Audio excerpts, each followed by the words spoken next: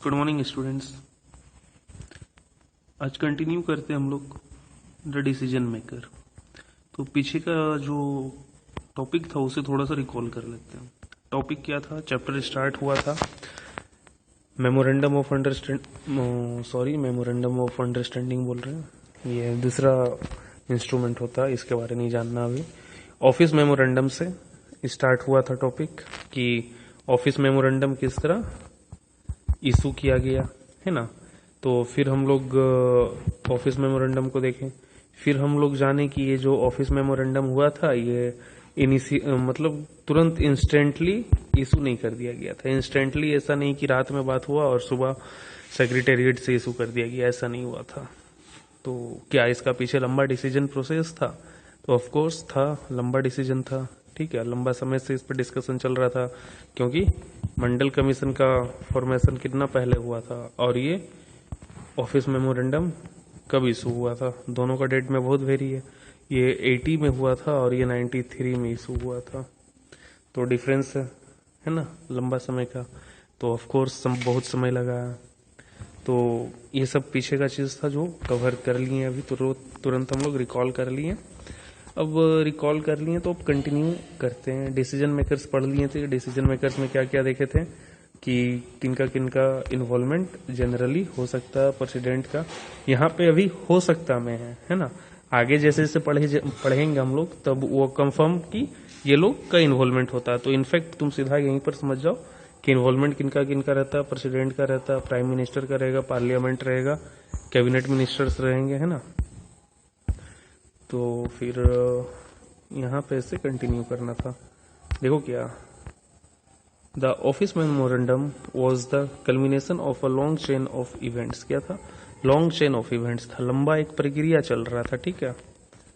The government of India had appointed the second backward class commission इन 1979। ठीक है। तो government ये कमीशन कब बनाया था? सेकेंड बैकवर्ड क्लासेस कमीशन 1979 में। ठीक है। It was headed by BP Mandal. इसका चेयरमैन कौन था? बीपी मंडल। ठीक है। तो इसलिए इसे पॉपुलरली किस नाम से हम लोग जानते हैं? मंडल, है ना। मंडल कमीशन पॉपुलरली हम लोग किस नाम से जानते हैं? मंडल कमीशन का नाम से। ठीक है। It was asked to determine the criteria to identify the socially and educationally backward classes in India. ठीक है। उन्हें कहा गया था, ये जब हेड बने, जब ये कमेटी बना है ना, तो कहा गया, उनका ड्यूटी क्या था कि आप क्राइटेरिया एक फिक्स कीजिए। ठीक है। क्या कीजिए? Determine the criteria. एक क्राइटेरिया निकालिए कि जिससे आइडेंटिफाई किया जा सके कि socially and educationally backward classes जो हैं, है ना, उनको ट्रेस आउट किया जा सके। ठीक है। And recommend steps to be taken for their advancement. और उनके प्रति क्या क्या स्टेप्स लिया जाए कि जिससे उनका एडवांसमेंट हो, है ना। ठीक है। मतलब कि वो आगे बढ़े समाज में। फिर देखो, the commission gave its report in 1980 and made many recommendations. और काफी बहुत सारे रिकमेंडेशंस भी दिया जब कमेटी अपना रिपोर्ट सौंपा फाइनली गवर्नमेंट को तब। ठीक है। One of these was then 27% of government jobs be reserve for the socially and educationally backward classes. ठीक है। बहुत सारा रिकमेंडेशन में से एक रिकमेंडेशन क्या था कि 27% इन्हें रिजर्वेशन दे दिया जाए, रिजर्व कर दिया जाए सीट्स गवर्नमेंट जॉब में, those who are socially and educationally backward, है ना। The report and recommendations were discussed in the parliament. फिर पार्लियामेंट में डिस्कशन हुआ रिपोर्ट का, जैसे कि पिछले लेक्चर में बताए थे डिस्कशन होता है ना। फॉर सेवरल ईयर्स, बहुत साल बाद, many parliamentarians and parties kept demanding the implementation of the commissions recommendations. ठीक है। तो सारे लोग मांग करने लगे कि भाई अब कमीशन रिपोर्ट जो सौंपा उसे इम्प्लीमेंट किया जाए, है ना। Then came the Lok Sabha election of 1989। उसी बीच में क्या होता है कि लोकसभा इलेक्शन आ जाता है 1989 का। ठीक है। इन इट्स इलेक्शन मैनिफेस्टो, इलेक्शन का जो मैनिफेस्टो होता है हर एक पार्टी का ना, वो जो मैनिफेस्टो होता है। मैनिफेस्टो में क्या रहता है कि लिखा हुआ रहता है, हर एक पार्टी का एक बुक रहता है कि उस पार्टी का ऑब्जेक्ट लिखा हुआ रहता है कि वो क्या करना चाहता है, ठीक है, उसका विजन क्या क्या है, ठीक है, उसे बोलते हैं मैनिफेस्टो, ठीक है। तो in its election manifesto the Janata Dal promised that if voted to power it would implement the Mandal commission report, ठीक है। तो जो जनता दल था वो क्या प्रोमिस किया कि अगर वोट दिया जाए तो वो मंडल कमीशन रिपोर्ट को इम्प्लीमेंट कर देगा, है ना। मतलब अगर पार्टी पावर में आती है तो मैं जो समाज कल्याण, समाज हित में क्या करूंगा, मंडल कमीशन का जो रिपोर्ट है उसे मैं इम्प्लीमेंट करूंगा, है ना। The Janata Dal did form the government after this election. Its leader VP Singh became the prime minister. Several developments took place after that, ठीक है। और फिर जनता दल गवर्नमेंट बनाई और फिर वीपी सिंह जो थे उस समय के पीएम थे और उसके बाद बहुत सारा डेवलपमेंट और आगे फर्दर हुआ, ठीक है। तो देखिए किस तरह सीन हुआ। तो देखो क्या क्या हुआ। First, the president of India in his address to the parliament announced the intention of the government to implement the recommendations of the Mandal commission, ठीक है।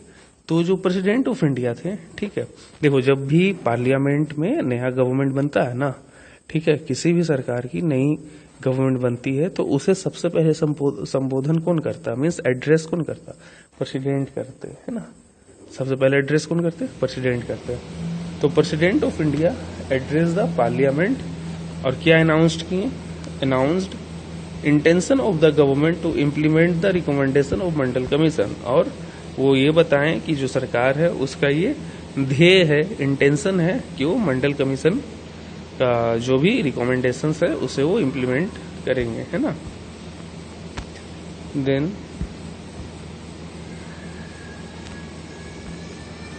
ऑन 6 अगस्त 1990, कितना 1990, the Union Cabinet took a formal decision to implement the recommendations, ठीक है।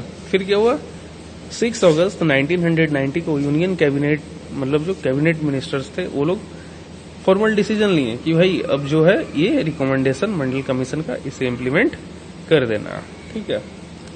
Next day prime minister VP Singh informed the parliament about the decision through a statement in both the houses of parliament। और फिर दूसरा दिन क्या होता है, VP Singh जो हैं उस समय के प्राइम मिनिस्टर, ठीक है, वो क्या करते हैं, पार्लियामेंट को अपना डिसीजन का जो इंडिकेशन है, एक्नॉलेजमेंट है, वो दे देते हैं ना। पार्लियामेंट को इंडिकेट कर देते हैं कि कुछ नया हो रहा है, ठीक है, एक्नॉलेज कर दिए ना। Then the decision of the cabinet was sent to the Department of Personnel and Training, ठीक है। फिर वो डिसीजन जो कैबिनेट का था वो किसको भेजा गया, डीओपीटी, इसे शॉर्ट में डीओपीटी बोलते हैं, क्या DOPT, department of personnel and training, ठीक है। The senior officers of the department drafted an order in line with the cabinet decision and took the minister's approval. और फिर डिपार्टमेंट में एक लेटर रेडी किया, ठीक है, जो डिसीजन था उसके अनुसार, और वो एक बार क्रॉस चेक करवा लिया कैबिनेट मिनिस्टर से। An officer sign the order on behalf of the union government, और यूनियन गवर्नमेंट का बिहाफ में, ठीक है, यूनियन गवर्नमेंट का बिहाफ में जो ऑफिसर्स थे, ठीक है, जो ऑफिसर थे उस टाइम के सेक्रेटरी, वो साइन किए, ठीक है, साइन कर दिए। दिस वॉज हाउ OM, ठीक है, office memorandum number 36012/31/90 was born on 13 August 1990, है ना। इस तरह ये एग्जिस्टेंस में आ गया 13 अगस्त 1990 को, ठीक है। For the next few months this was the most hotly debated issue in the country. हो गई चर्चा का विषय क्योंकि 27% आरक्षण मिल गया है, ठीक है। न्यूज़पेपर्स एंड मैगजीन्स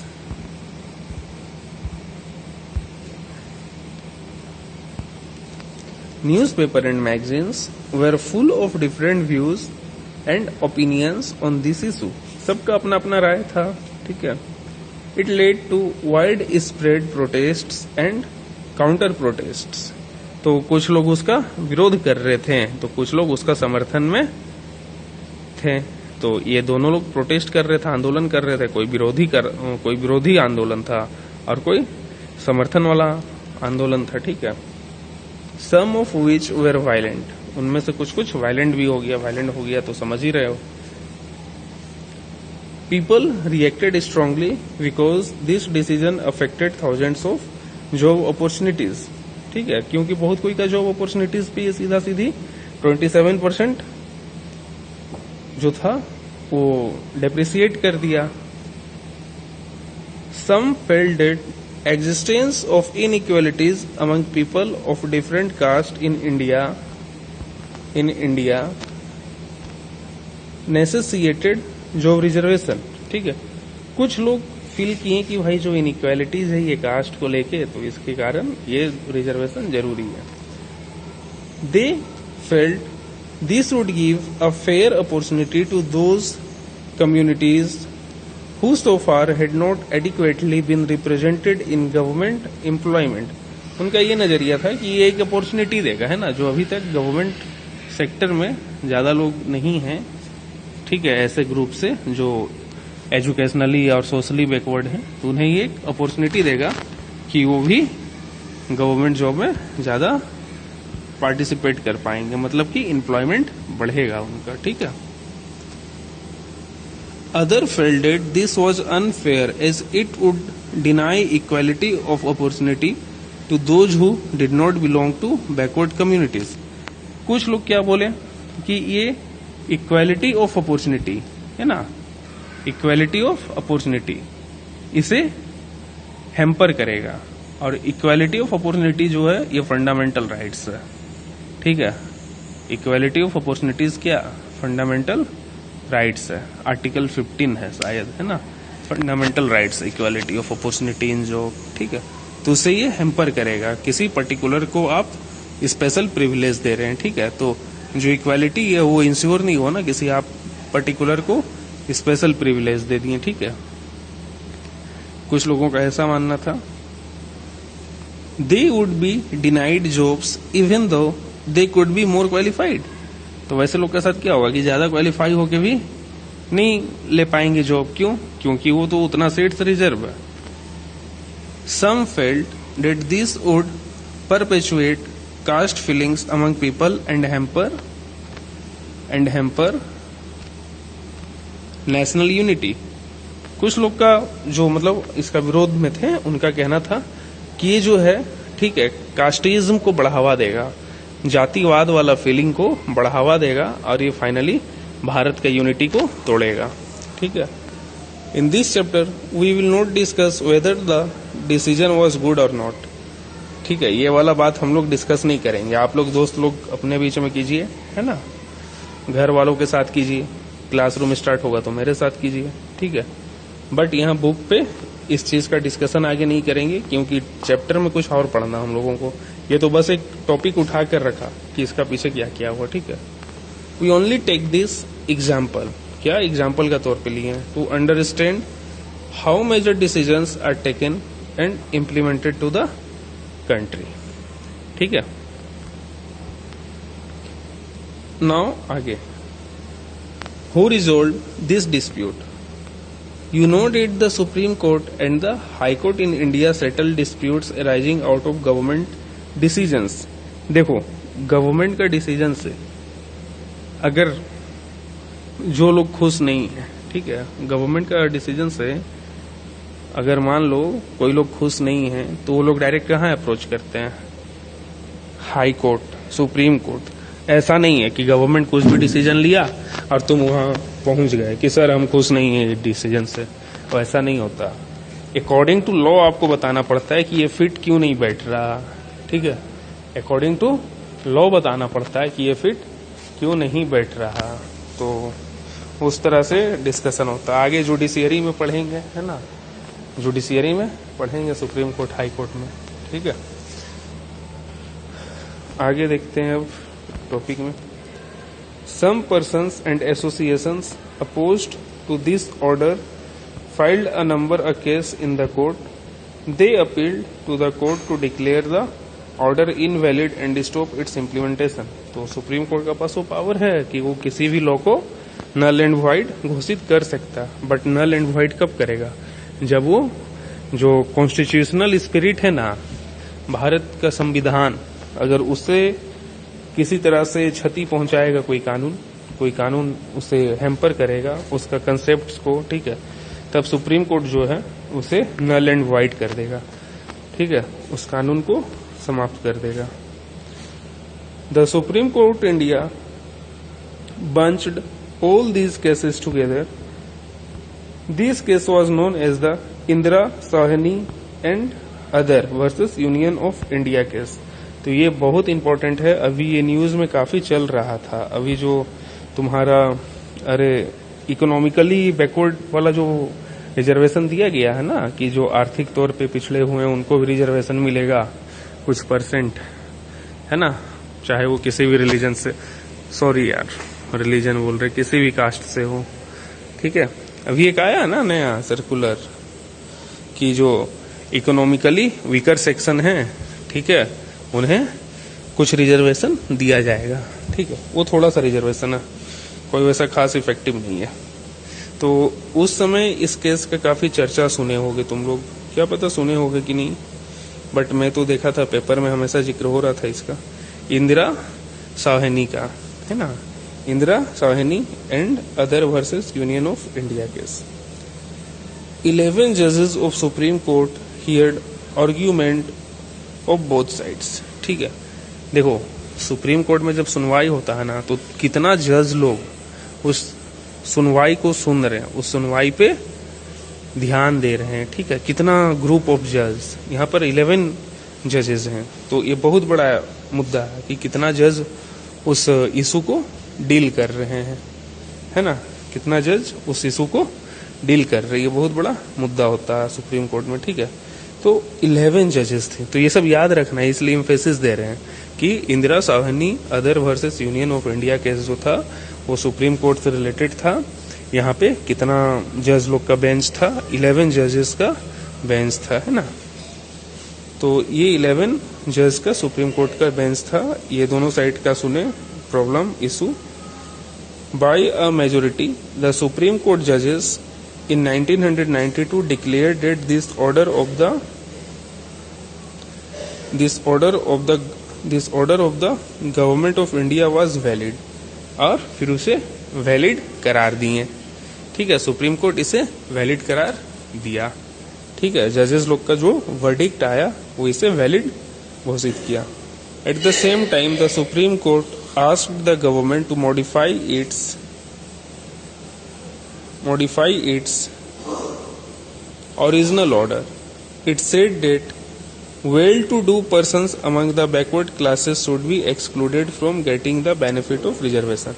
और सुप्रीम कोर्ट फिर ये दिशा निर्देश दिया, गवर्नमेंट को बोला कि इसे थोड़ा मॉडिफाइड कीजिए कि सारे बैकवर्ड क्लास लोग नहीं, ठीक है, बैकवर्ड क्लास का, बैकवर्ड कास्ट का जो आपका कास्ट ग्रुप है, लिस्ट है, उस लिस्ट में सारे कास्ट वाले को नहीं, ठीक है, कैसे लोग को जो पिछड़े हुए हैं, ठीक है, जो पढ़े लिखे हैं, जो सरकारी नौकरी कर रहे हैं, सुखी संपन्न हैं, उनके लिए बोला वो एक्सक्लूड करने, ठीक है।